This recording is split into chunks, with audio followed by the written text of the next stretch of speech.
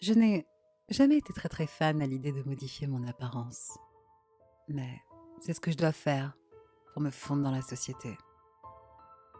La plupart des hommes prétendent qu'ils n'aiment pas la mascarade à laquelle la plupart des femmes font allusion. Prétendent qu'ils veulent une beauté naturelle, mais bavent devant les célébrités surtraitées et surfaites qui ne sont pas différentes des filles qui se promènent dans leur propre ville. À cause de cette norme, parce qu'on nous dit que nous devons ressembler à la beauté irréaliste des femmes d'Hollywood, les filles se font mousser sur le maquillage, estompant quotidiennement leurs imperfections avec divers pinceaux de maquillage. Je ne suis pas différente de ces filles. J'adore le maquillage. Vraiment. Mais c'est une corvée. Mon petit ami doit attendre dans le salon pendant des heures, alors que je me prépare pour un simple rendez-vous cinématographique, essayant de perfectionner un calibre imaginaire d'esthétique. Comme beaucoup de femmes, je refuse de quitter la salle de bain tant que je ne suis pas complètement maquillée, souriant joyeusement dans le faux reflet du miroir.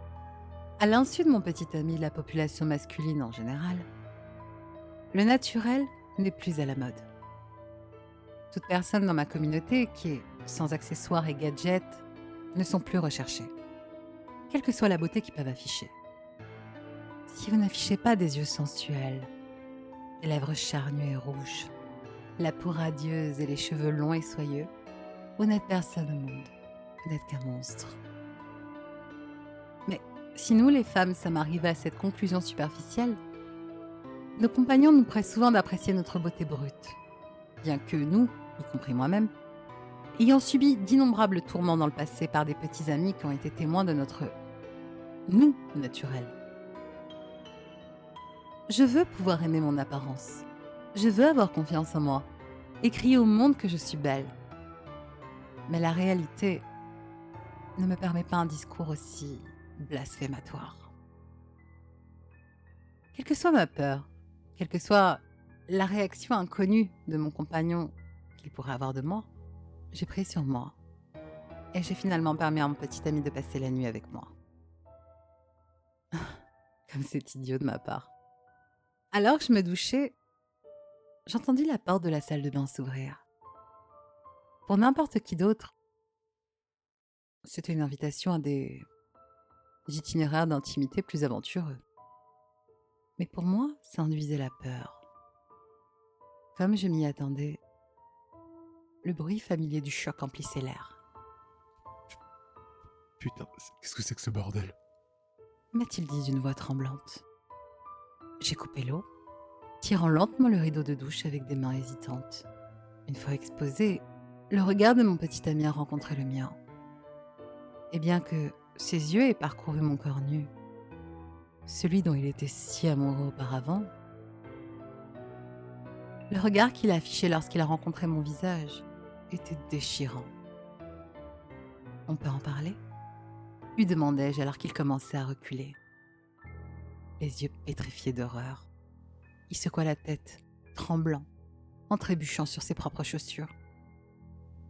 Où est ton putain de nez? Putain, mais qu'est-ce que tu es? Je poussai un profond soupir, étendant mes bras vers lui. S'il te plaît, ne fais pas ça. Il continua de reculer, tournant rapidement la tête vers la porte, calculant la distance qu'il lui faudrait pour s'en sortir. Tu ne peux pas partir, lui dis-je en secouant la tête, alors que des larmes coulaient sur mes joues. À cause de ma voix soudainement grave, son attention s'est tournée vers moi, son expression encore plus horrifiée par le changement rapide de ton. Comme ils l'ont tous fait par le passé, il s'élança vers la porte, faisant tourner le bouton avec agitation, oubliant de déverrouiller les innombrables serrures boulonnées sur le cadre.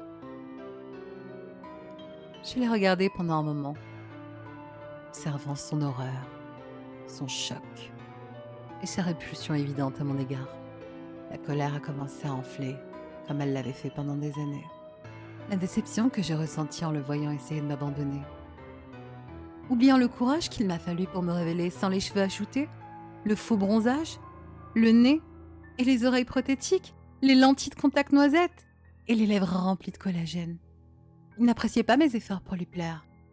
Il me trouvait hideuse, tout comme ses prédécesseurs, alors qu'il se débattait avec la dernière serrure, criant à l'aide. Je me suis approchée, l'aidant à déverrouiller la porte. Une fois dehors, il se mit à courir, ignorant la population croissante de femmes dans les couloirs. Il a couru vers l'une des femmes, pointant du doigt le monstre qu'il a identifié comme moi. La femme l'a rassuré, l'ayant abaissé au sol alors que plusieurs autres se rassemblaient autour de lui. Lentement, la prise de conscience de sa situation désastreuse se révéla. Les femmes ont toutes retiré leurs masques, ceux dans lesquels mes concerts étaient confinés à cause des normes sociétales, et ont commencé à le déchirer.